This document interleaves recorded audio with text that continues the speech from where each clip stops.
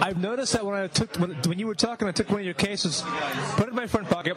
It's not as obtrusive as my old case is. I got a generic leather case. It's a nice case, but not as nice as this. I think one of the things that we try to promote on the show is a return to a classic sense and style. We like nice lines. We like elegance. We don't really care for gaudy. What were your thoughts when you saw the first prototype? What were you thinking? It was a team effort. It wasn't simply myself. We have a very fantastic designer who has developed the growth of Cervantes into Don Cervantes and has adapted the original imagery and converted it into what it is today. He is a world-class designer that has a very rigid sense of space and ratios and elegance and color schemes, and we worked very intensely as a team with him together in our office every day, developing, discussing who is this brand appealing to, what are they going to respond to, what is the kind of need that they have, and as we come up with, as we have these discussions, he draws these kind of ideas out, and we tweak them based upon what we think the consumer actually needs. The designer has a very fresh approach because he's not a cigar smoker, so he comes purely from a design perspective. We come from cigar smoker and user and manufacturing perspective, so we combined all of this together, and then the most important thing was, how do we get it made? It was not easy. I mean, we have searched high and low to find factories that were capable of producing what we needed, and we really couldn't find them.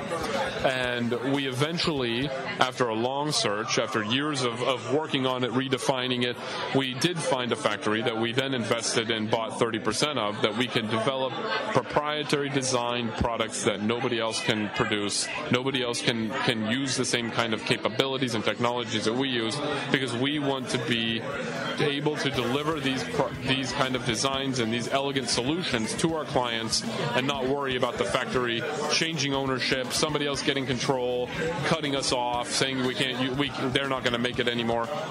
If we were simply making a box that there's probably 1,000 factories in China could make, it wouldn't be a big deal. You just take it to another factory and they make the exact same thing.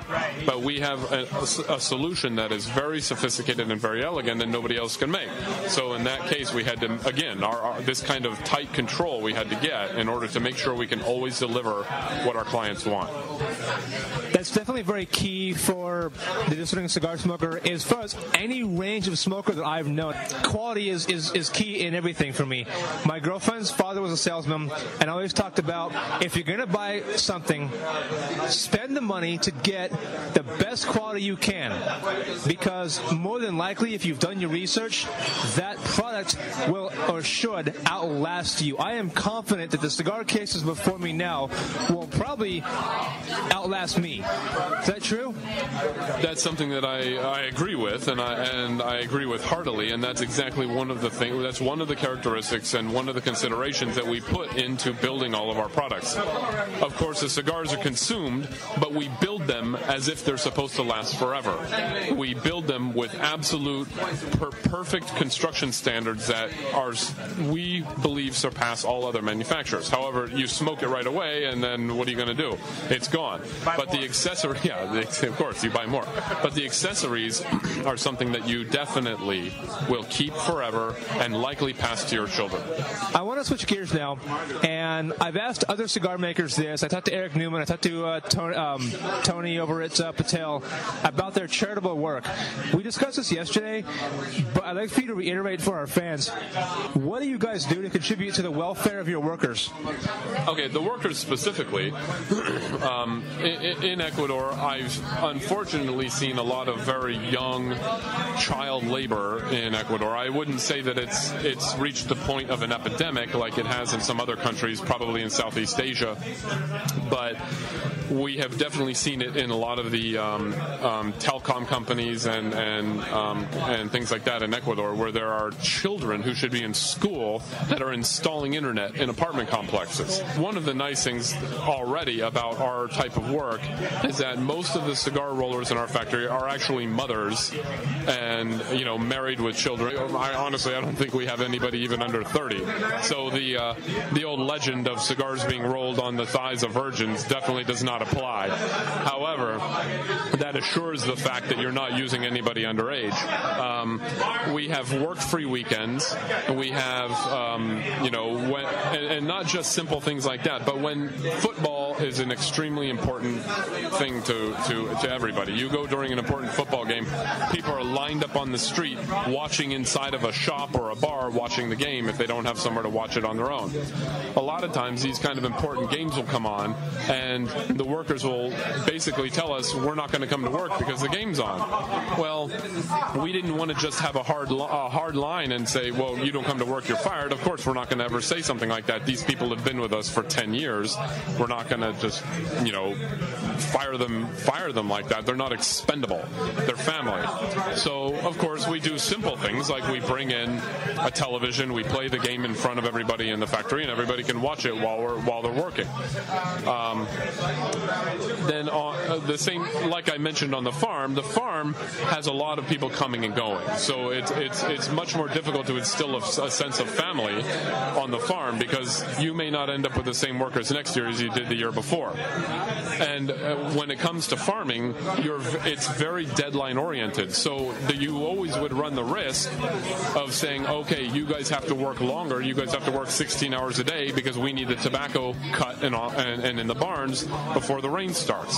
Well, there's another solution to that too. You just hire more people. Of course, that takes money. It's not easy, but that's one of the things that you need to do. You need to consider the fact that these are still human beings. And a lot of people that end up in manufacturing, and I'm not saying this happens in this industry. I've met nothing but gentlemen in this industry, but I've seen a lot of the trends recently in the cocoa business and the coffee business going to fair trade, and that is something that we believe in very sincerely. The difference is we're not trading. We're growing it ourselves, but we incorporate the same fair labor practices in our farm. In the factory, one of the other things that ensure a higher living wage is the fact that we have very rigid construction standards that are much different than the other factories you'll ever see. We don't have any binding machines that almost every factory uses when they roll cigars, and using entubado bunching, triple ring capping, and the kind of construction standards we demand a higher standard from our rollers. So we have much higher skilled rollers, we believe, than most other factories would. And because of that, we have to pay much higher wages. The wages in Ecuador are already higher than a lot of the other factories. And one of the things that ensure this is the fact that you cannot simply fire somebody in Ecuador and the next day find another roller to replace them. You can do this in a lot of these cigar countries like the Dominican Republic and Nicaragua because there are rollers everywhere. There's factories everywhere. The fact that we're the only factory down there means nobody else knows how to roll. Every single person in our factory has to be trained by us, and it takes them up to a year before they can roll a Don Cervantes cigar of training and working on small local production, things that we sell to liquor stores in South America, things like that, until they've developed the skill set necessary to roll Don Cervantes.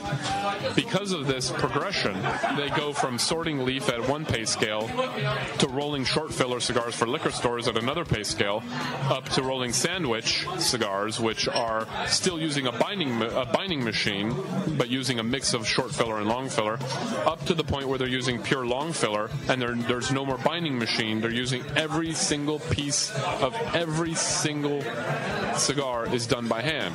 Every single handmade cigar in the industry doesn't mean there was not a binding machine. Right. That's still considered handmade cigars because you're hand operating the binding machine. So I'm not saying that it's bad. You cannot ensure a perfectly bound cigar when you're not doing it by hand and pushing the leaf into the proper position and avoiding the wrinkles when you're using a binding machine. So because of that, we have much higher skill rollers, and they demand a higher skill pay. And if they don't get it, they leave. So this ensures good living wages for the people that are working in our factory.